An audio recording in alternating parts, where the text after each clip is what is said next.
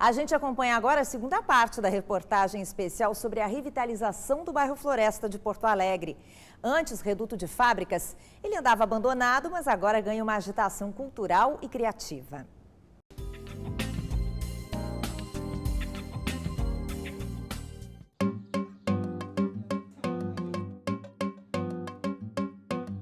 Andando por essas ruas tranquilas com áreas de interior, chegamos a duvidar se realmente estamos no meio do bairro Floresta. Pouca gente sabe, mas a região que hoje precisa de uma mãozinha para ser revitalizada já vivenciou um período de muita riqueza. Essa região de Porto Alegre, desde os anos 20, 30 até os anos 60, ela sempre teve muita fábrica. Muitos operários viviam e trabalhavam aqui e isso dava uma vida especial para o bairro. Os próprios proprietários das fábricas moravam aqui. Com a saída das indústrias, o bairro entrou em decadência. Prédios foram abandonados e a região ficou esquecida. Mas desde o ano passado, um grupo se uniu para mudar este cenário. O Distrito Criativo trouxe 67 iniciativas relacionadas à arquitetura, gastronomia e arte. O movimento está repaginando a região.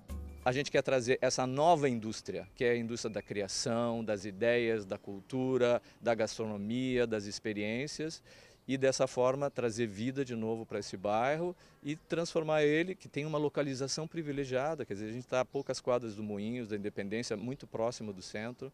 A gente quer transformar num lugar cheio de vida, de alegria, de cultura, de conhecimento, e ele tem tudo para ser isso.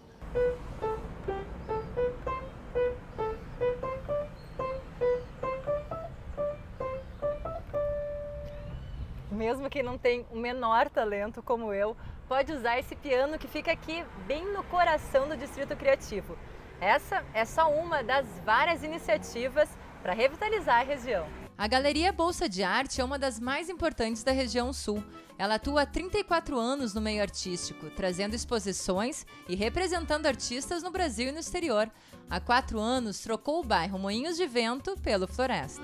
Um prédio que, se estivesse no bairro onde a gente estava, certamente viraria 18, 20 apartamentinhos. Foi uma sintonia em ver que outras pessoas já trabalhavam aqui, mesmo que muitas vezes com lugares mais fechados, como professores, como artistas, ateliê de restauros, que não são abertos ao público. Acho que isso reforça que um grupo grande de pessoas escolheu esse bairro com a mesma visão. O bairro é espetacular, eu cada dia tenho mais certeza que isso foi um presente ter encontrado, que eu encontrei o lugar certo.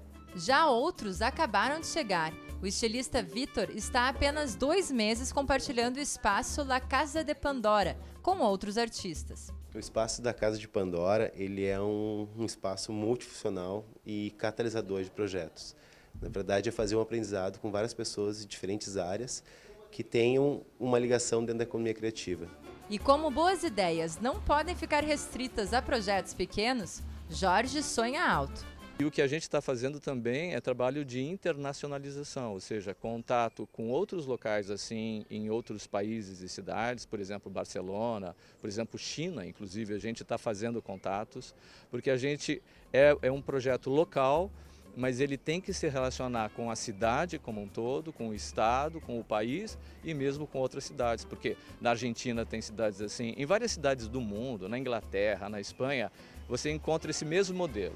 Cidades onde havia uma região que era industrial, que decaiu e foi a cultura ou foi a inovação tecnológica que veio e transformou num lugar novo, que recebe pessoas, que tem ideias, que são criativas.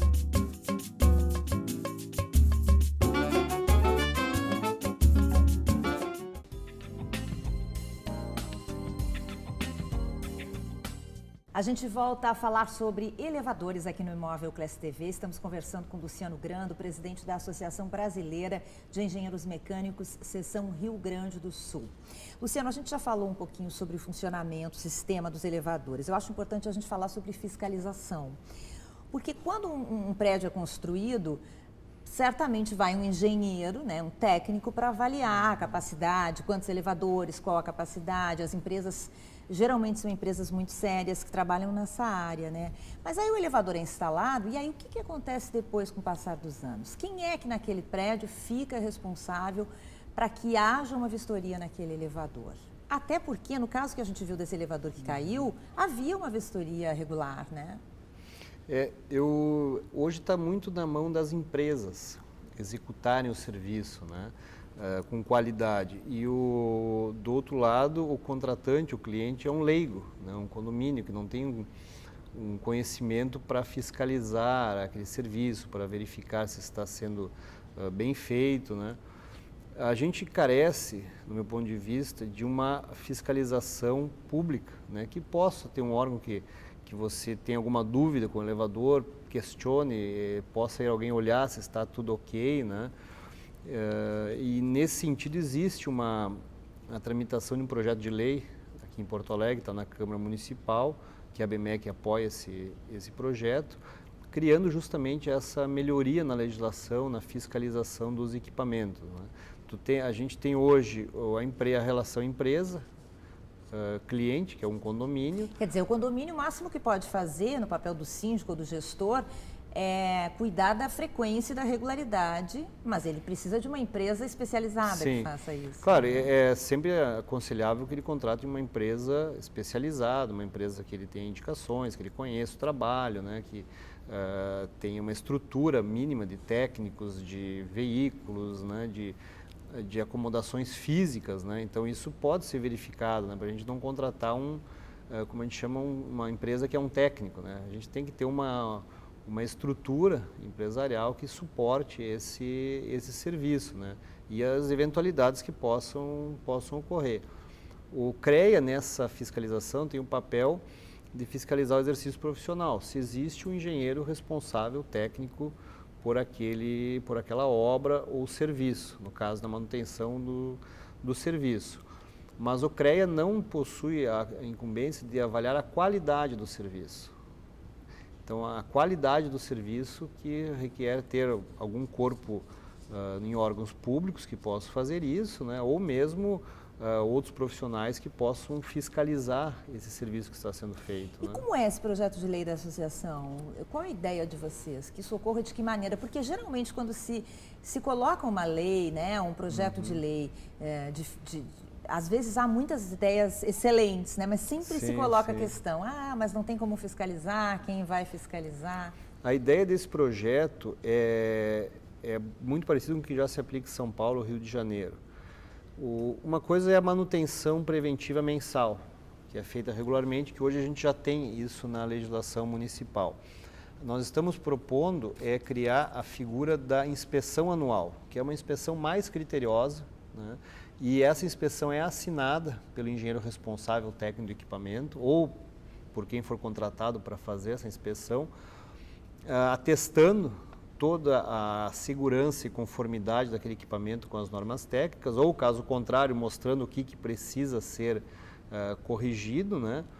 E essa inspeção registrada no órgão público. Então, São Paulo, vou dar um exemplo, existe o registro eletrônico, né? É feita a inspeção, o condomínio cadastra lá no site inspeção número tal, realizada no dia tal, a RT do responsável técnico número tal. Então, o poder público sabe que aquele prédio foi feita uma inspeção criteriosa, anual, né, em todos os dispositivos de segurança. E nesse registro junto à prefeitura é cadastrado os problemas. Por que é cadastrado os problemas? A gente tem também a situação inversa, da empresa alertar que precisa, por exemplo, trocar a máquina do elevador porque aquela máquina está com problema de freio, problemas de motor, e o condomínio não fazer, porque não tem dinheiro, não é prioridade, nós estamos pintando a fachada e o condomínio acha que aquilo não é relevante, não tem essa noção, né? E não faz o serviço, né? E aquele serviço fica pendente e naquele prédio as pessoas estão entrando sem conhecimento disso, né? Eu estou acessando aquele prédio, eu sou um terceiro e eu não sei que o prédio não teve o bom zelo, né, de fazer os serviços recomendados. Então, tanto o Rio de Janeiro quanto São Paulo, quando é registrada essa inspeção, o profissional responsável por ela, o engenheiro, ele registra as pendências também. E ali tem um prazo, né? Ou o elevador parado, ou é urgente, ou é 6 meses. E em o condomínio não fazendo, aquele profissional tem a obrigação de comunicar à prefeitura. E aí a prefeitura atua como fiscalizador para obrigar o prédio a fazer ou interditar o equipamento, né, para não representar risco para a sociedade. E esse projeto de lei está tramitando na Câmara? Está tramitando na Câmara. Outra questão importante nesse projeto é a parte da instalação do equipamento, de ter-se um projeto de instalação, né, e esse projeto aprovado pelos órgãos públicos e uma inspeção rigorosa para colocar em funcionamento o elevador.